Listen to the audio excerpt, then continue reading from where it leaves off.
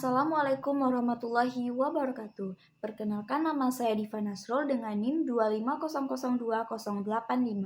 Saya mahasiswa Universitas Negeri Padang, Prodi Administrasi Pendidikan.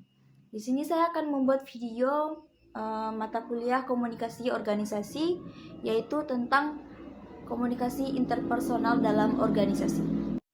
Dan di video kali ini saya mau bahas sesuatu yang sebenarnya sangat dekat dengan diri kita atau dengan kehidupan kita, tapi sering banget kita sepelein, yaitu tentang komunikasi interpersonal dalam organisasi.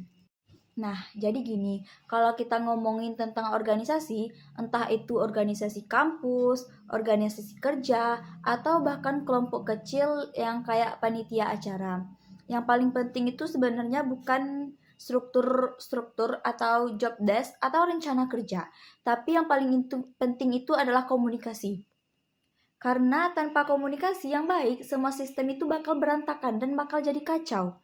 Nah, komunikasi sendiri itu banyak banget jenisnya. Dari salah satu yang paling sering kita dengarkan atau yang kita lakukan adalah komunikasi interpersonal. Komunikasi interpersonal itu bisa dibilang sebagai proses menukar pesan antara dua orang atau lebih secara langsung dan pribadi. Jadi, ini bukan tentang ngomong di depan umum atau siaran massal, tapi ini lebih ke interaksi individu kita. Kayak ngomong sama teman sekelompok, diskusi sama teman, atau briefing sama ketua panitia.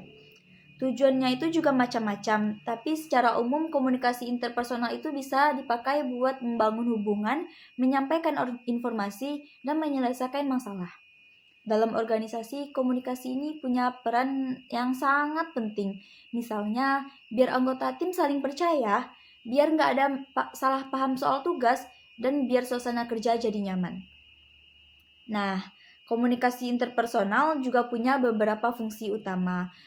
Yang pertama itu untuk membangun hubungan sosial. Misalnya hubungan antara atasan dan bawahan, atau antara rekan kerja, atau antara sesama rekan kerja.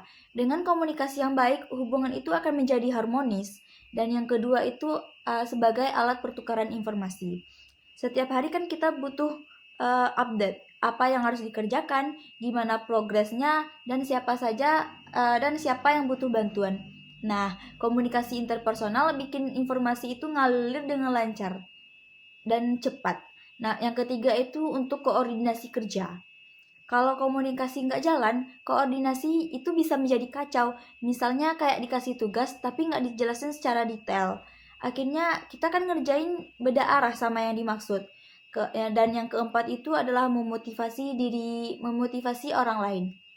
Kadang komunikasi sederhana itu kayak semangat ya, aku bantuin kalau perlu, bisa bikin teman. Nah, kata-kata itu bisa bikin teman kita lebih semangat lagi.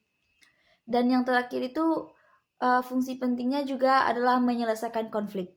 Karena nggak bisa dipungkiri dalam organisasi itu pasti ada gesekan kan?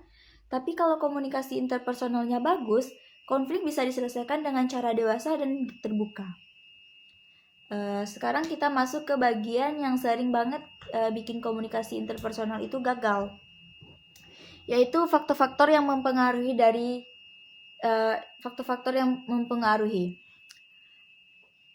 Ada 7 faktor utama dan kita akan bahas satu persatu ya. Yang pertama itu adalah sikap atau attitude. Sikap ini menentukan banget gimana komunikasi berjalan.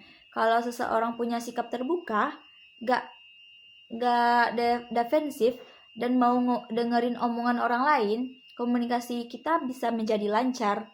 Tapi kalau orangnya keras kepala, egois, dan gak mau dikritik, ya akhirnya pesannya gak sampai. Jadi penting banget buat kita punya sikap positif dan attitude yang baik dalam berinteraksi. Yang kedua itu ada persepsi. Nah, ini bikin kita salah paham. Persepsi setiap orang itu kan berbeda-beda. Satu kalimat bisa ditangkap beda sama dua orang. Misalnya saya bilang tugasnya cepat diselesaikan ya. Ada yang anggap itu semangat, Tetapi ada juga yang ngerasa itu tuh kayak tekanan.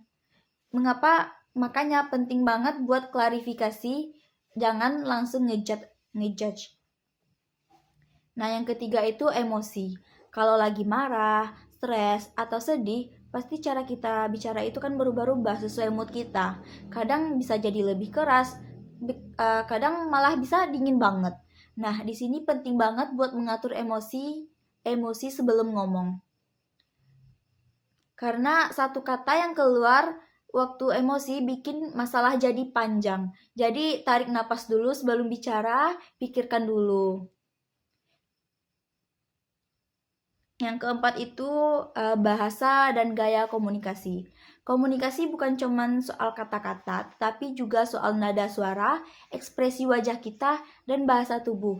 Kadang-kadang kita sopan, tapi ekspresinya nyolot. Nah, ini bisa bikin lawan bicara salah tangkap. Jadi, antara kata dan bahasa tubuh itu harus sejalan. Dan yang kelima itu keahlian komunikasi atau communication skill. Gak semua orang langsung jago komunikasi ya, tapi skill ini bisa dilatih mulai dari mendengarkan aktif, menyampaikan ide dengan jelas, sampai memberi feedback dengan sopan. Semua itu bisa diasah lewat pengalaman. Nah, yang keenam itu adalah konteks organisasi. Struktur organisasi, budaya kerja, dan aturan main di dalamnya bisa sangat memengaruhi komunikasi. Misalnya, di organisasi yang terlalu kaku dan hierarkis, bawahan mungkin takut ngomong ke atasan ya, karena organisasinya itu sangat dingin banget gitu, kaku. Tapi di organisasi yang lebih terbuka, bisa dialog dua arah, jadi budaya organisasi harus mendukung komunikasi yang sehat. Dan yang ketujuh itu adalah saluran komunikasi. Maksudnya itu lewat media apa itu kita berkomunikasi. Kadang kalau topiknya sensitif, lebih baik disampaikan secara langsung, bukan lewat chat atau email.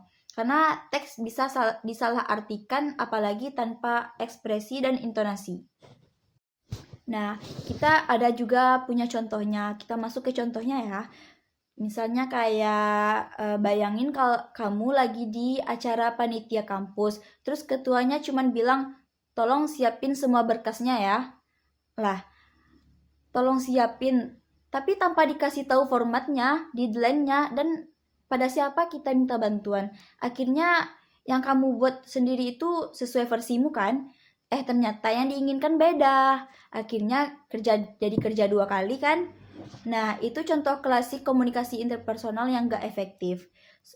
Solusinya itu selalu tanyakan detailnya, jangan takut buat konfirmasi. Seperti contohnya kayak, Kak, runtunnya mau pakai format yang kemarin atau yang baru ya? Nah, deadline-nya kapan? Hal kecil kayak gitu tuh bisa menghindari salah paham yang besar. Contoh lainnya itu kayak atasan atau ketua ngasih kritik di depan banyak orang. Walaupun niatnya baik ya, tapi itu bisa bikin kita tuh malu ya, bisa bikin kita itu kehilangan rasa percaya diri kita, kehilangan semangat. Jadi kritik itu sebaiknya disampaikan secara pribadi aja. Dengan cara yang sopan. Misalnya mulai dengan apresiasi dulu. Kayak kamu udah bagus sih, cuman mungkin kamu bisa perbaiki lagi ya di bagian.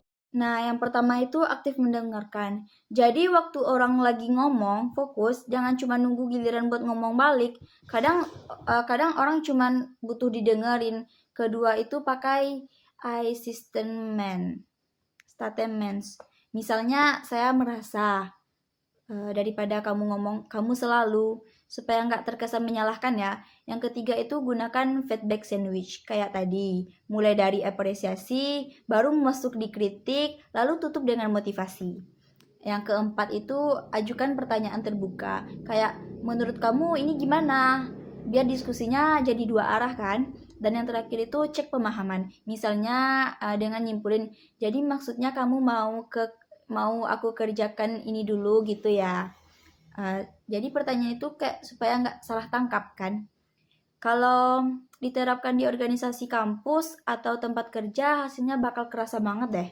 Misalnya di rapat, pastikan semua orang punya kesempatan bicara. Jangan didominasi satu orang aja. Waktu kerja kelompok, buat kesepakatan bareng soal cara komunikasi. Bisa lewat WA, Google, atau tatap muka. Waktu kerja kelompok, kalau ada konflik, jangan diumbar ke grup, tapi obrolin secara personal atau cara pribadi. Dengan begitu, hubungan tetap profesional dan gak ada drama yang gak perlu. Nah, dari semua yang kita bahas tadi, dapat kita simpulkan bahwa kalau komunikasi interpersonal itu bukan sekadar ngomong atau dengerin, tapi tentang gimana kita memahami dan dipahami oleh orang lain. Kuncinya itu sikap terbuka, empati, dan saling menghargai. Kalau ketiga hal itu dijaga, dijamin deh komunikasi organisasi kita itu bakal jadi lancar. Kerjaan kita juga bisa jadi lebih efisien dan suasana tim itu juga menjadi lebih nyaman dan harmonis. Aku juga mau ngasih sedikit ajakan deh. Coba kayak kita itu mulai dari hal-hal kecil dulu ya. Misalnya waktu kita diskusi kelompok. Coba kita itu lebih aktif dengerin diskusi kelompok itu. Hindari menyela-nyela orang, dan kalau ngasih kritik sampaikan dengan sopan. Jangan pakai emosi dan jangan ngelotot gitu matanya. Bisa jadi orang bisa salah paham kan. Ini tuh kelihatannya sepele, tapi efeknya itu sangat luar biasa. Karena komunikasi yang baik itu bukan cuma bikin pekerjaan selesai, tapi juga bikin hubungan antar anggota atau organisasi itu bikin menjadi solid. Baik, mungkin segitu saja pembahasan video mengenai komunikasi interpersonal dalam organisasi. Semoga yang saya sampaikan tadi bisa dapat dipahami dan bisa diterapkan dalam kehidupan sehari-hari, terutama di dalam organisasi atau kerja kelompok. Terima kasih sudah menonton sampai akhir. Jangan lupa jaga komunikasi yang baik dimanapun dan kapanpun, dimanapun dan kalian berada. Saya akhiri video ini dengan wassalamualaikum warahmatullahi wabarakatuh.